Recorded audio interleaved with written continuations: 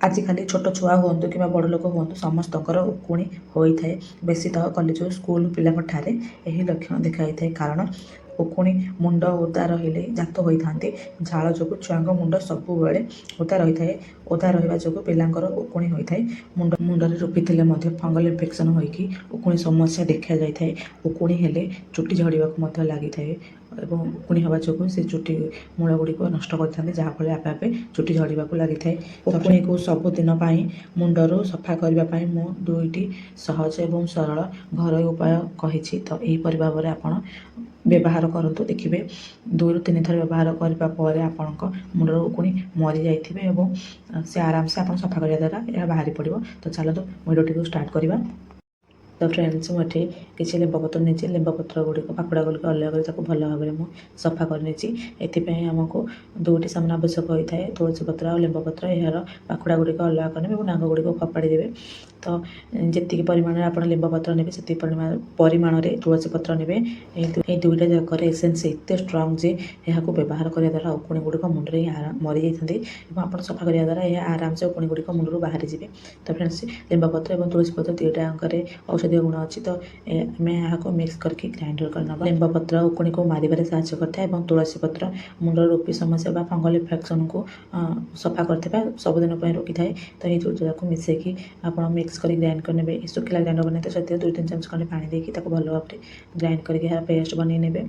तो पेस्ट बन सारापर यहाँ गोटे स्टेनर साहाଯ୍य भल भाव में छाणी ने। जदि फ्रेंड्स मो भिडियोटी आपको भल लगे तो मो चैनल को सब्सक्राइब करदे और वीडियो को लाइक गोटे देवे। तो ये मुझे भल भाव में यहाँ छाणी नहीं देखिपे यार कलर चेंज हो गाढ़ा ब्राउन कलर टाइप हो जाए। कारण तुलसी पत्र मिसी तुलसी पत्र रस गुड़ाक टिके ब्राउन कला टाइप होता है। तो से कलर चेंज हो जाए। ये रसटी एत इफेक्टिव आप गोटे थर यहाँ व्यवहार कले देखिए आपण मुंडर प्रायतः उकुणी मरीजे आउ जहाँ अल्प किसी रही या 2-3 थर यूज कलापर देखिए आप मुंडर उकुणी समस्या दूर हो जाए। या व्यवहार करने बहुत सहज। या बास आप गाधेवा पूर्वर घंटे पूर्व आपको लगे ने घंटे पर आपमती नॉर्मल मुंड वाश कर टाइप सफा करने।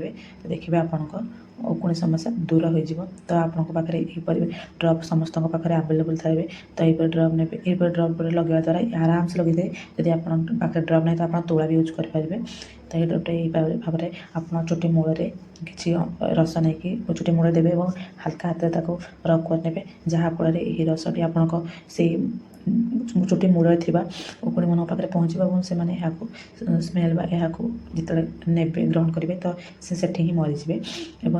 उकुणी तो उकुणी प्रायतः आपण चुटी मूल ही रही था। तो एक चुटी मूल यूज करने द्वारा उकुणी समस्या आपको समाधान दे चलते। फ्रेंड्स मुझे सेकेंड उपायटी कहि यही उपायटी व्यवहार करके आप 2 ରୁ 3 दिन भर आप उकुणी समस्या समाधान पाइपर। तो फ्रेंड्स कौन करेंगे ना 2 ରୁ 3ଟି कर्पूर ने आप चुटी हिसाब से ने जब चुटी अधिक अच्छी तो कर्पूर क्वांटिटी को बढ़ाईदेवे जब कम अच्छी तो कर्पूर क्वांटिटी को कमेदेवे। तो ये कर्पूर को भल भाव में आप गुंड करे। कर्पूर मोटा थी टी टाइम लगे गुंड हाँ जी पतला थी बोले आराम से हल्का प्रेस करने द्वारा गुंड हो जाए। तो कर्पूर को भल भाव में गुंड करे। कर्पूर बास आउ गोटे जिनस मिसेबे देखिए एत इफेक्टिव बास या मुंड सफा कर झंझट भी नथिबो। बस रात लगे शुंतु सका को देखिए आपण उकुणी प्रायतः मजी थे आप पानी कुंडा द्वारा से उकुणी मला उकुणी गुड़िक से पानी ही आराम से पड़ी आसवे। तो ये आप कौन करेंगे ना नड़िया तेल आप जेकोसी नड़िया तेल व्यवहार कर नड़िया तेल ने आप सोरिष कि राशि तेल व्यवहार करें यहाँ नहीं कर्पूर सहित मिसेबे। आप लक्ष्य करेंगे जिते तेलटा मिसीज तो ये कर्पूर गुड़ाक आपे आपे ही मेल्ट हो से तेल सहित आराम से मिक्स हो अल्प टिके चामच बुलाई ने जहाँफल से भल भाव में मिक्स हो। एत इफेक्टिव यार एत स्ट्रंग एसेंस थाए ना ये आराम से उकुणी मन को गोटे दिन ही आपको यार असर देखा गोटे व्यवहार कलापर गोटे दिन कर आप देखिए कि आप उकुणी समस्या प्रायतः छुटकारा पाई। तो यहाँ भल भाव में मिसई सारापर आराम से मिसई जाए। या अप्लाई करने बहुत सहज।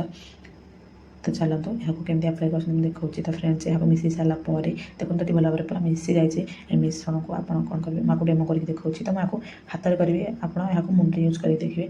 तो एथुरु आप किसी तेल को नेबे और चुटी मूल गुड़ाक आप हल्का हाथ में यहाँ लगे लगे रब कर मसाज कला टाइप करे यहाँ केनटा चुटी लगे चुटी मैंने सब चुटी लगे बास चुटी मूल गुड़ाक लगे चुटी मूल गुड़ाक लगे सारापर आपको टे मसाज कला टाइप करदे यहाँ आप राति लगे यदि आप सकाल मुंड सफा करने चाहते सफा करेंगे जब मुंड सफा करने चाहूना यहाँ सफा न कर पारती यार कौन साइड इफेक्ट ना बास कर्पूर बास्ना हवा चुटीटा से सकाल आप चाहिए बोले मुंड सफा करेंगे।